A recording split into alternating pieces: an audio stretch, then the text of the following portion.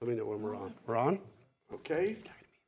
Good afternoon. Welcome to the joint meeting of the Glendale City Council and Glendale Housing Authority. Being called to order at 3:05 p.m. on February 6th. With a roll call for council, please. Council members Asadrian. Here. Divine. Here. Kasakian. Here. Najarian. Here. Mayor Brotman. Here. And may we have roll call for the Housing Authority? Yes. Housing Authority members Ajinian. Here. Asadrian. Here. Brotman. Here. Divine. Here. Kasakian. Here. Parazian. Here. Chair Najarian. Here. Thank you. And your report, please. The agenda for the Tuesday, February 6, 2024 joint public meeting of the City Council and Housing Authority was posted on February 1st, 2024 on the bulletin board outside City Hall. Thank you. And our one action item? Our one action item is community development regarding housing programs update, low-income student rental assistance program, and low-income family employment and rental assistance program. A, council motion to receive and file report and direct staff to extend the housing programs for one additional year utilizing remaining unencumbered funding. B, council resolution of appropriation. Thank you. Turn it over to Mr. Galani. Yes, good afternoon, Mayor Brotman, member of the City Council, Chair Najarian, member of the City Housing Authority.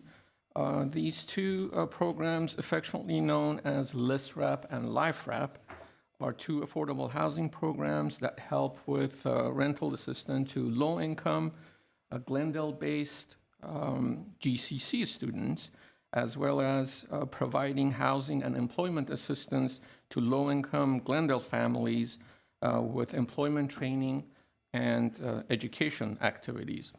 These programs, both of them, are approaching the end of their 3-year term and have proven to be successful, and hence staff's recommendation to, or proposal to extend them for one additional year for a total of $259,000 that are in unencumbered funds available currently. If council desire or housing authority desire to extend it past that 1 year and additional funding, I would recommend that we bring this up during the budget review process coming up shortly in the next couple of months.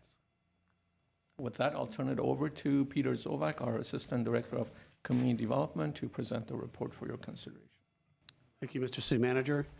That was the bulk of my intro, too. Good afternoon, Mr. Mayor, Mr. Chair, members of the Council and Housing Authority. Community Development staff is pleased to provide you this update on two unique housing programs that were created and funded by the city. At its meeting in October of 2020, the Glendale City Council received a report on funding a variety of new temporary housing programs for lower-income households that would be utilized or funded utilizing Measure S funds. And based upon that presentation by staff, City Council approved and funded two new rental housing subsidy programs. And they're the subject of this update to you today. The first program is the Low-Income Student Rental Assistance Program, otherwise known as LISRAP. This is an affordable housing program designed to provide rental housing assistance to lower-income Glendale resident, Glendale Community College students who are living alone or with family, while also providing them supportive services such as education and employment support and skills. The program is administered by Glendale Community College via its Glendale College Foundation programming for its Fresh Success program. LISRAP was awarded nearly $1.31 million in Measure S funding for the 3-year program term. The second program today that we'll be discussing will be the Low-Income Family Employment and Rental Assistance Program. That one is known as LifeRAP. That program provides rental housing and employment assistance to low-income Glendale working families for a 12-month period. The LifeRAP goal is to support employment training and education activities for adults in working families to facilitate income progression so that by the time of completion of the program, the family members are left with the necessary tools to better support themselves. And that program was awarded nearly $1.32 million in Measure S funding for its 3-year program term. Both programs are in their 3rd year. They'll be approaching the end of their term soon. And while both programs face challenges early on, due mainly to the emergence out of the COVID pandemic lockdown and then ramping up for staffing, Both programs have since proved to be successful in assisting Glendale households in achieving program objectives. With us here today to discuss and highlight their programs, we have Andre Manukian, who is manager of the Student Basic Need Department at Glendale Community College, and Karina Gregorian, who is the Youth Services Manager at the Verdugo Job Center. Both will be making presentations on their respective programs and are available for any questions that the council might have on them. Before calling them up, I would like to thank them and their staff for their hard work over the last 3 years. Through our regular contacts and updates, I know that both programs were well administered and that the program participants have really benefited from them. There are 2 actions being requested of the City Council today associated with this update. The first is a motion to note and file the report and direct staff to extend the 2 housing programs for 1 additional year, utilizing remaining unencumbered funding for the programs. At this time, staff estimates that the 2 programs combined will realize approximately $259,000 in unencumbered, unused funding. And what we are requesting to do is to split that and extend both programs, just using this minimum amount of money that is available. And both agencies have said that they're able to do that and run the programs on a smaller scale. In consultations with GCC and VJC staff, we are proposing to, of the $259,000, to utilize $109,000 for the extension of the LICE-RAP program, and then $150,000 for the extension of the LIFE-RAP program. And there's a resolution of appropriation attached to your report, moving some of that unencumbered money to both programs. So if there are any questions of me, if not, we'll have Andre Manukian come up to speak about the LICE-RAP program.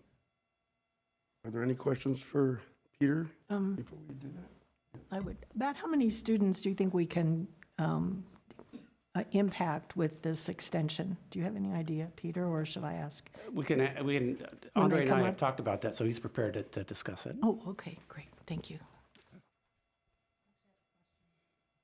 For staff? Yeah. The emergency hotel vouchers that are part of the student program, wouldn't they just get it through City Hall anyway? What makes this different? Well, it would be a different process of going through. Rather than going through the continuum of care, it is a program that Andre and his staff have felt was needed at the GCC level. So nothing prevents them from going that route. In the future, they could go through that route. I know that the GCC staff have been very quick in responding to requests like that and when they identify students, and I think you're going to hear from one student as well who's gone through that program. So thank you very much for inviting me to give an update on the programs. When the council first approved the program back in 2020, we knew that the need was high among community college students. We knew that from data internally at Glendale Community College as well as statewide data, that community college students face housing insecurity at much higher levels than any of the other systems. But it wasn't until that we launched where we realized just how great that impact was going to be for the LICE-RAP program and how many students were going to be supported. I want to give you a quick summary of the 3 different programs that were developed as a result of the approval of the funding, and then the accomplishments of the programs as well. One of the things that we wanted to do is develop a comprehensive program, but also tie it to employment and training, and then provide other basic needs to ensure that there's a comprehensive support that's provided to the students. So the 3 programs that were developed in consultation with the city, one was the 5-night hotel voucher. The idea behind that was we were finding that students were coming to us a lot of times at the end of the business day, they just became unhoused, and even when we were contacting shelters, they wouldn't be able to have them go through the intake process that evening. So we were able to provide them with a hotel voucher right away, get them into a hotel that night, while the staff was working with them on the rehousing process. The second program that we developed is a full rapid rehousing program. It's one of a kind in the state of California that a city council had approved for operation within a community college system. That rehousing program includes 12 months of rental subsidies that are provided directly to the landlord. the student had to have been unhoused in the city of Glendale and then be rehoused in the city of Glendale as well. We also come in with other funding and a lot of times federal matching funding to provide other supports, including security deposit and furnishing the place, because a lot of times our students who are unhoused are coming in to their new apartments with nothing in the apartment. And then the third program that we were able to develop in consultation with the city was an eviction prevention and a low-income student support program for students who would be at risk of being evicted because of their income levels being at 30% or lower than area median income, where we would provide up to 12 months of rental assistance. And in certain cases, if the income was between 30% and 50% of the area median income, we would be able to provide 2 months of rental assistance. As part of the program, the student does have to be receiving federal benefits, so CalFresh, that's their initial low-income status. They have to be part of our employment and training program. They also have to undergo case management ongoing, typically on a monthly basis, participate in financial literacy workshops and career development workshops. And I want to, at the end of this presentation, just share what the results of all of that have been. But before I do that, one of the participants of the program wanted to also speak to the council. So I wanted to invite Diego up here, who was going to talk about his experience. And he was rehoused as a result of the funding that the city council had provided.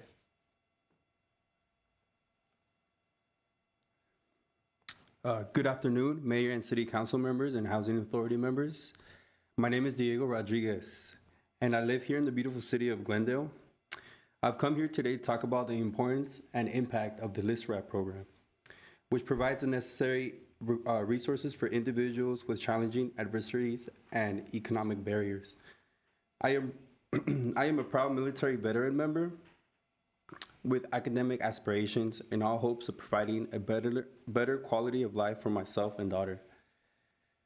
I've been struggling with father responsibilities along with life adversities and its challenges. Additionally, I must say that higher education was not one of my highest priorities in the reconstruction of my life, direction, and goals.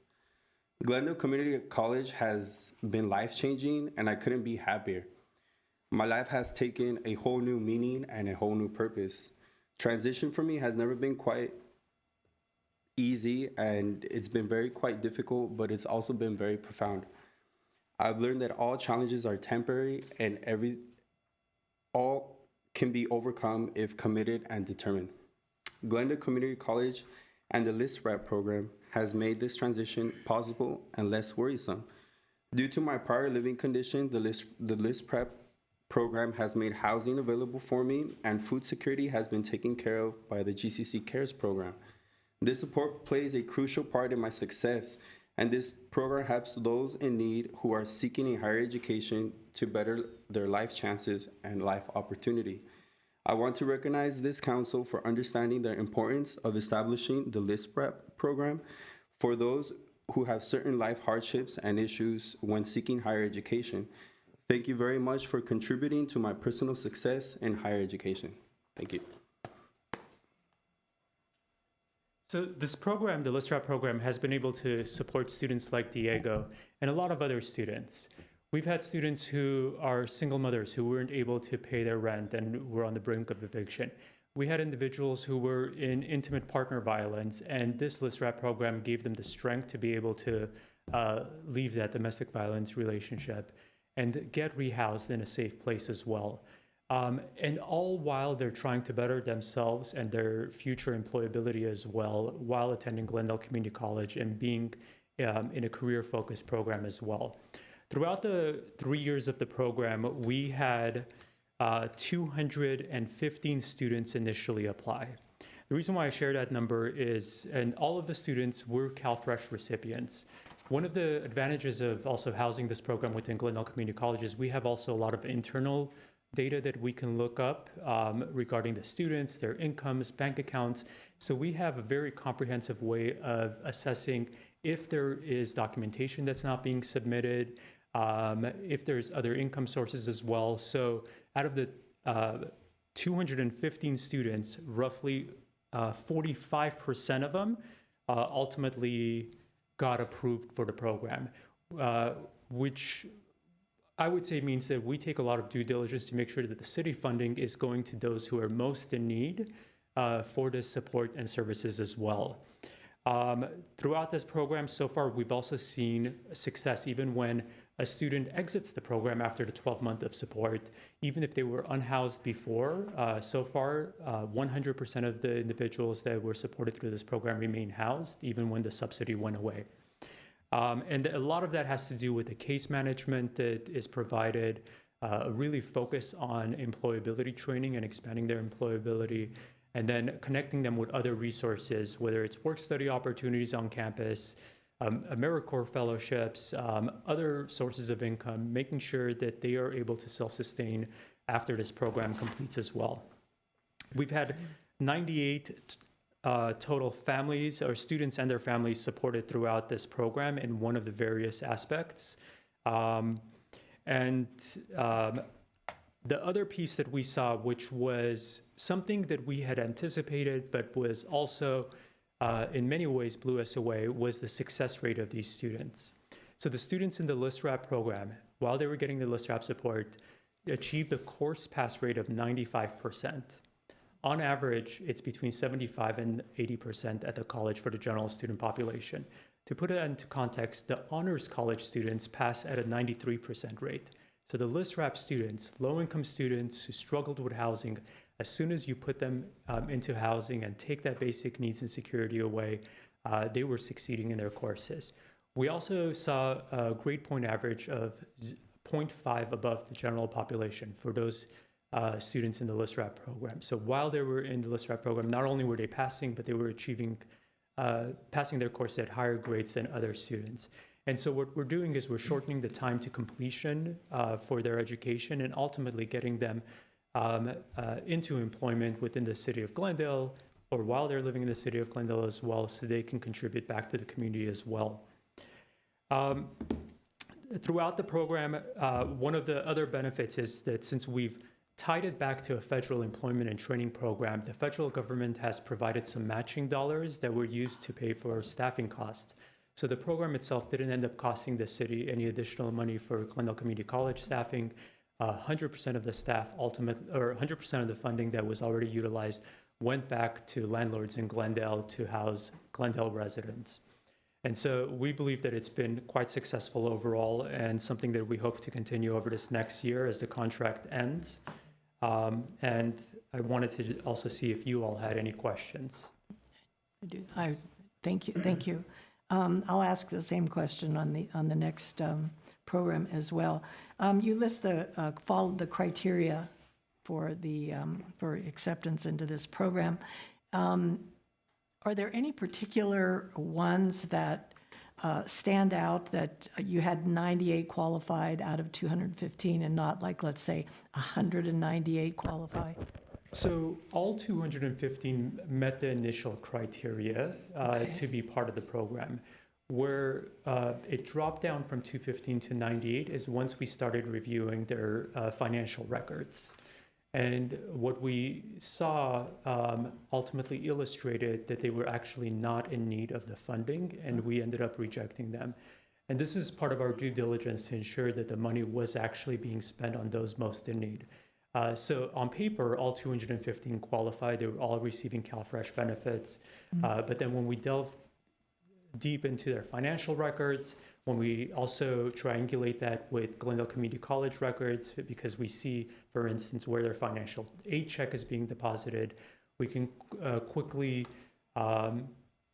identify those who might need it and those who might be trying to take advantage of a program. And so that's where the high rejection rate ended up coming in. Well, so you're really doing your due diligence, aren't you? Well, it's a wonderful program, and I want to thank Diego for sharing motivational, and it was your commitment and dedication that helped you as well. You know, this is like a helping hand up. It's not a handout, it's a helping hand up. I think it's terrific. Those are all the questions I have. Thank you. There's Councilmember Salkin. I see that the requirement has, for the 12-month subsidy, has extremely low income, and then For the 2-month, it's 30 to 50%. How often are you getting students that need the assistance, but that don't meet that particular threshold, but are in the low-income bracket? On the low And inc- if I may, the reason I say this is because we've had discussions even just last week when we were talking about rental assistance and brackets. Given the rise in housing costs and just costs in gas and everything else, trying to figure out if we're missing a bracket of folks that really need assistance, given the times we're living in. Yeah, absolutely. And so what I would say is that initially when we developed the program, the below 30% AMI rate, there was still quite a few apartments within the city of Glendale where you would be able to somewhat afford it. Right now, it's becoming more and more difficult, obviously, with rising costs, and there are individuals who fall within the 31 to 50% of area median income who also do have a high need. Where we ultimately decided that to focus in on our energy on the under 30% AMI is because, one, overall the resources were more limited, but then the second piece was we can connect them with other financial resources as being a college student. So someone who falls within 31 to 50% might not get the full 12 months of assistance, might only get 2 months of assistance, but we can connect them with the Pell Grant, help them fill that out. And in certain cases, they can get up to an additional $7,500 to $8,500 a year in support that they could use towards educational expenses, including their rent in the city of Glendale. So we were trying to think of it more from a place of resource allocation being overall limited compared to the high need, but then also what other resources were available to the students besides traditional income in making that determination. But it was still hard. To be honest, there are definitely individuals who could use the full 12 months of support. It's just the constraints of the overall funding available were the determining factor as well. Got a question? Other questions, Rob? Good presentation, by the way. Thank you. Is there an ongoing counseling available for this program throughout the academic period of the students? Yes, absolutely. So one of the both requirements of the program and something that we've always built in was case management and counseling of the students. On average, it is on a monthly basis that they meet with us. However, we also we have a probationary period for the program as well. So one of the things that when the council decided to fund this and put this specifically for college students, we felt that the council would want the students to actually succeed academically. And if a student was, for instance, failing a course, we would put them into what we called Fresh Success / List Wrap probation, where we would do the counseling on a weekly basis, much more hands-on counseling, focused in on also checking their grades, helping them with their homework, connecting them with tutoring. So there's all sorts of supports that went in to ensure that they were successful.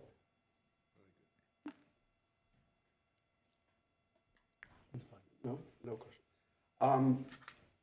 Well, it's, I don't know where to begin because it's rare that we fund a program and then have this kind of analysis. I guess it's what you would expect from a college program to kind of do the data analysis to really, tell us how successful the program has been.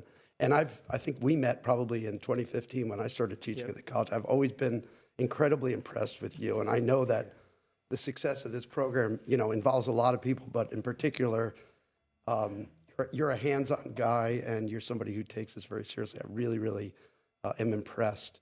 Thank you. And I guess the question, going forward is, we're now, extending the program, but at a lower level.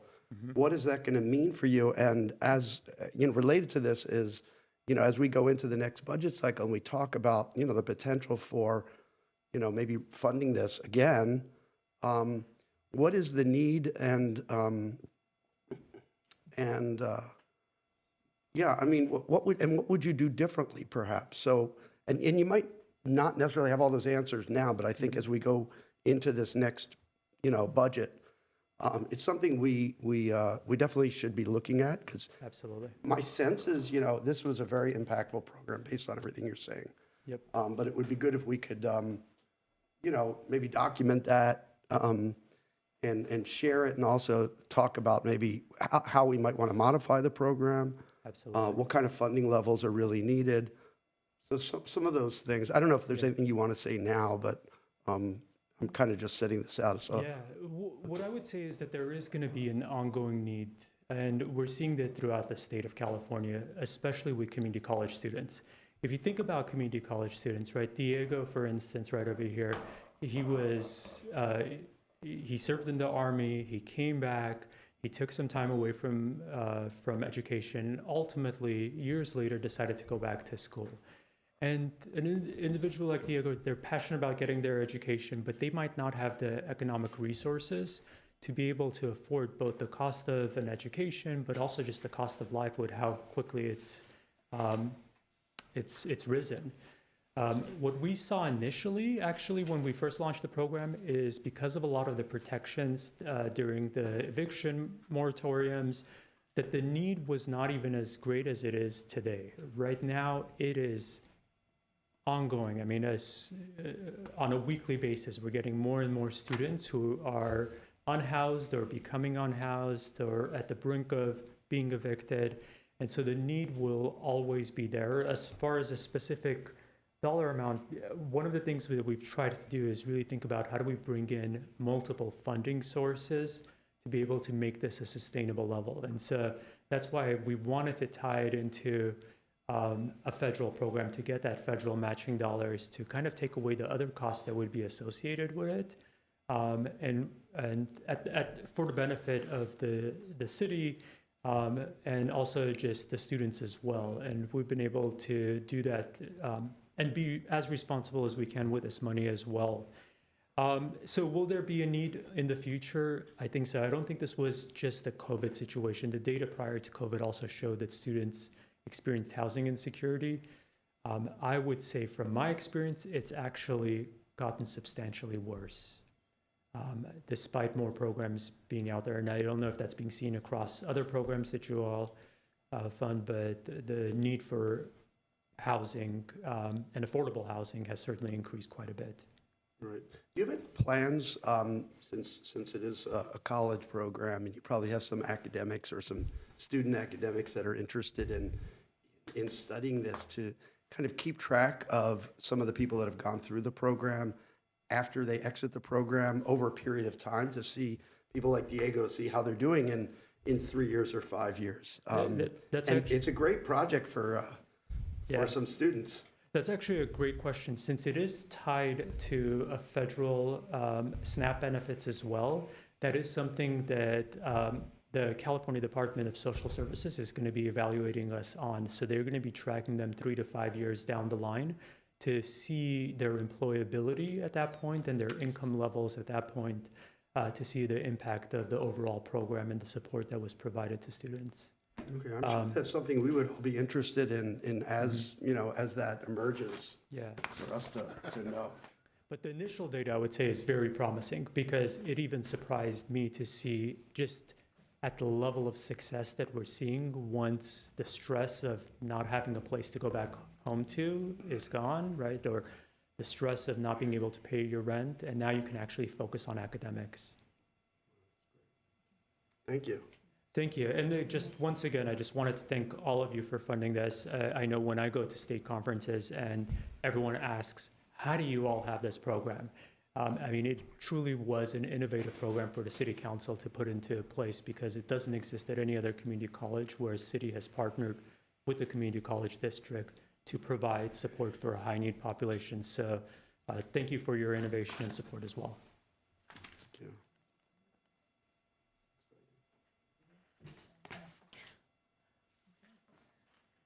Are we ready for a motion? No.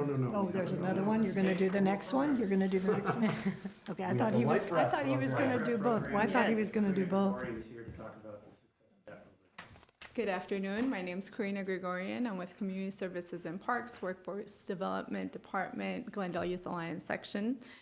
As you all know, Glendale Youth Alliance has been providing comprehensive youth employment programs for the past 30 years to low-income and disadvantaged families and youth.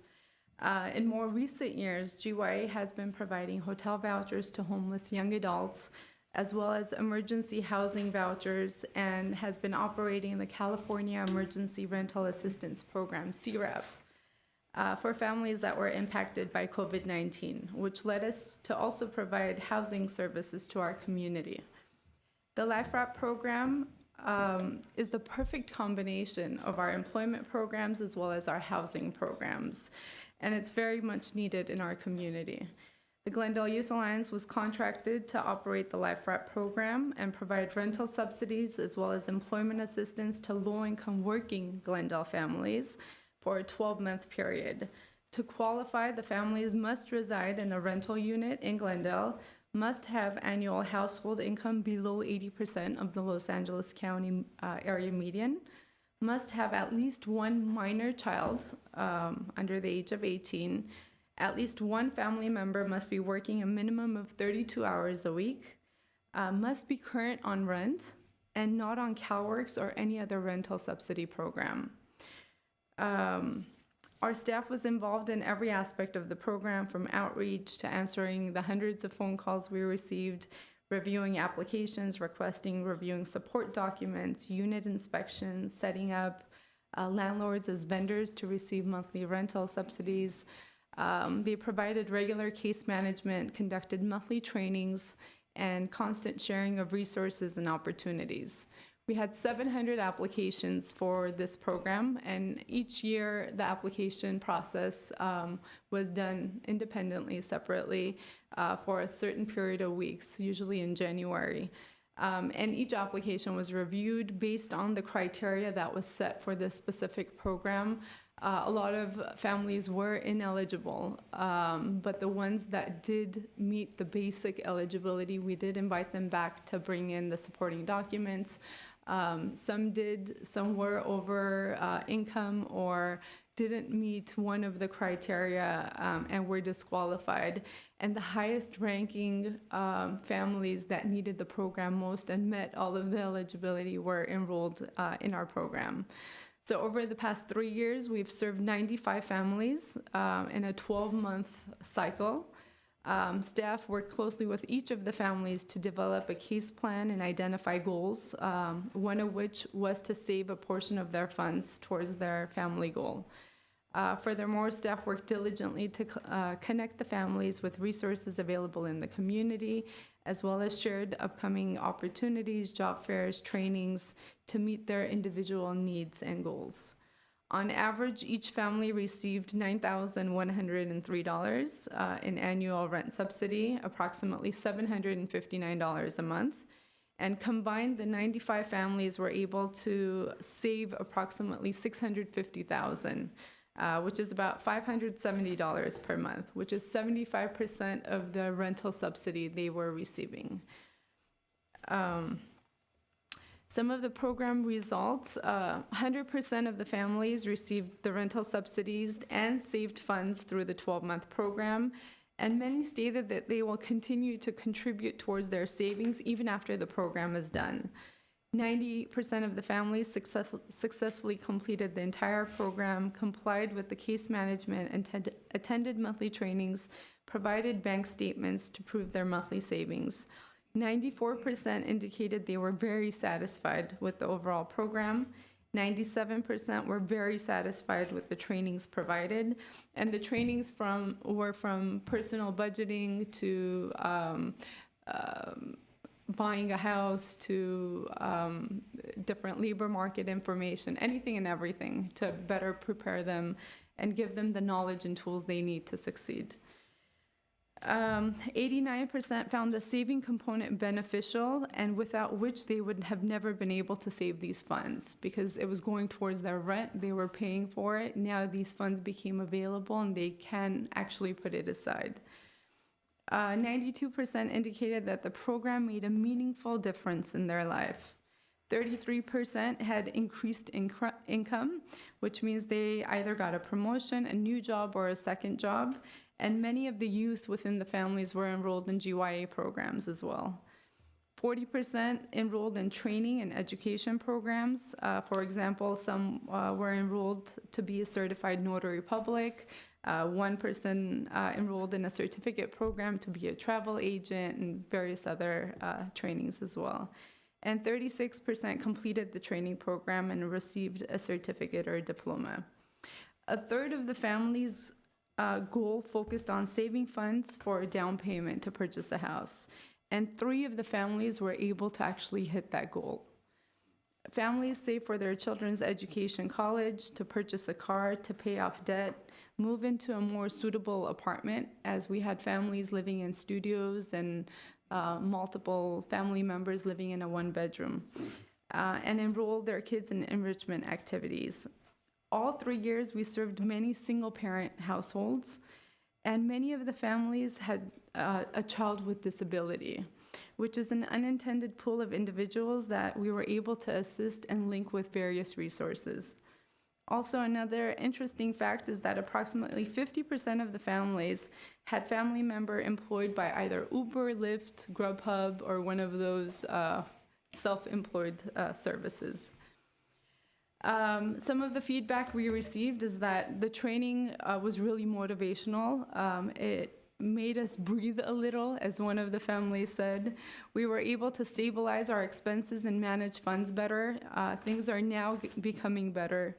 It was a great program, great experience, and it gave us a head start to build wealth. We know that most social service programs are for the extremely low-income families. However, LifeWrap is unique. This program provides the working families that are still struggling the opportunity to achieve their career, educational, financial goal, to finally stand on solid ground and better prepare for their and their children's future. It's been a really gratifying experience to work with these 95 families. And when we talk about 95 families, each family has about 3-4 members, so the impact on the lives is more than just the 95. And it's been an honor operating this, and we would love to continue if the funds do become available in the future as well. If you have any questions, I'm happy to answer it. Thanks, Karine. Did I hear correctly that some of the recipients later were able to buy a home? Yes, 3 of them.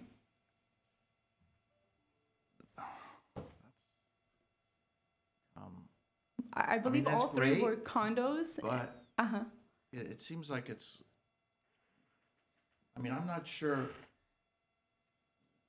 When I was thinking of implementing this, I was really thinking it was going to those that were much more in need than those that perhaps could accumulate the wealth to buy a home, albeit a condo. So that's a little, I got to think about that. I don't know if that strikes anyone else as odd, but you even mentioned that there are many more who are have much lower income that aren't part of the program. But this is geared only for the working class? It is working class. So in order to be eligible for the program, at least one member of the family has to work 32 hours a week.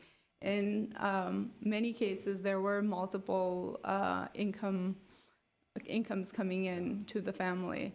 But these are families that are still struggling, even though most of the families, I would say. And they need that extra boost to get them to solid ground. Because they're working and they're barely paying for their rent and their bills, especially with inflation and increase in rent and all the costs. We see it challenging for families. I understand that part. Getting on solid ground is good. But being able to afford a home afterwards is something that I'm having a hard time processing, but that's just me, perhaps. And I think a lot of the families did take advantage of the first-time homebuyer programs and other programs that are available. Thank you. Questions? Just going to say good work. Thank you. Yeah, so let's see, so 700 applications. Yes. 95 families over 3 years. Yes, And then each family gets support for 1 year. 1 year, 12 months of rental subsidy. And so that's, I mean, obviously, that's a relatively low ratio of the number you're able to support, you know, as a percentage of the applications. Out of the 700, were those 700 that qualified or no? No, most did Raw not. applications. The So raw applications. can you break even that though- down a little bit? Like, how many of the 700 qualified, but we just didn't have enough resources to support them? I don't have the exact numbers on me, but some of the applicants were seniors that didn't have a minor child. Some didn't have a family member working minimum 32 hours a week. Some were receiving CalWorks, and for this program, we actually disqualified families that were receiving other government assistance or rental subsidies. That's just the way the program was designed and brought to us. So I would say at least 50% of the applications were disqualified off the bat based on the basic eligibility. And then as we did more thorough analysis of their supporting documents, and then we were able to get to the families that really did meet the eligibility. And we did do interviews with each of the families. We rated them based on their needs and various criteria. And the highest ranking families were the ones that were served. Okay, and you said the income cutoff was 80% of area median income or below? Yes, that's correct. So for a family of 3, that's 85,000. For a family of 4, that's 95,000. Okay. Okay, I guess you know, I would have the same question that I asked Andre at GCC is, you know, how do we measure how do we measure the success over time? You mentioned some things like buying a house or getting these certificates and getting improved, you know, improved job situations. I would like us to be able to have good analysis on that. In particular, I think people being able to get into more stable working situations. I mean, I think that would be kind of like, that would be key, right? Because that's the kind of thing we're trying to do, is get people stabilized so that they can, Right. you know, be able to make it on their own and support their family, et cetera. So Right. what can you tell us? As far as employment, anyone that's enrolled in the Glendale Youth Alliance or the Verdugo Job Center adult programs, their information is tracked on the state's CalJobs system. And we do 1 year of follow-up. But anyone else that wasn't enrolled in one of these programs, we don't have a mechanism to follow up or track them at the moment. But we could do an annual follow-up or a survey. That's something we might be able to implement in the future. Okay. Or a 6-month, 1 year. It'd be nice to see to, where they yeah, to are. find a better way for us to kind of quantify the impact it's having. And I'm not sure what that is, but, okay, thanks. I have a question. This is kind of a follow-up for Councilman Najarian. 89% found the saving component beneficial. Can you explain that? Sure. Many of the families were unable to save funds because everything they bring in was going towards their rent, their bills, their food, so forth. Now that they have a little bit of rent subsidy that is paying for their rent, they're putting a portion of that into savings. So they're not spending more. Their expenses remain the same, but they're able to put a large portion, 75% of their rental subsidy into a savings account for a specific goal that they identified initially in their plan that they want to achieve for their family. So they're putting the subsidy into a savings account. Majority of it, yes. Instead of spending it on other expenses or other luxury spending. That brings Is in, that is that how they're able to afford to buy a house? Because they're saving all of this money? Right, but I mean, it's $9,000 at the end of the year. It's not Not you know, big- it's not a big chunk. significant amount. But if they're doing FHA and they had a little bit of savings prior to Better that, job. and Better jobs. then, you know, Yeah.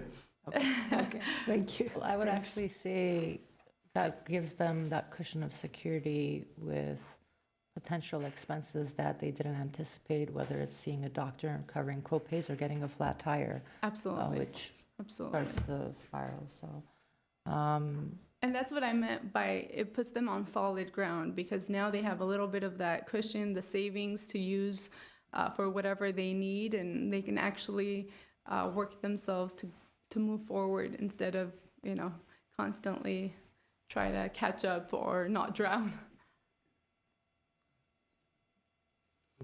and the first-time home buyer is 3% still? I believe so. Yeah, okay. 3% down payment? Yeah.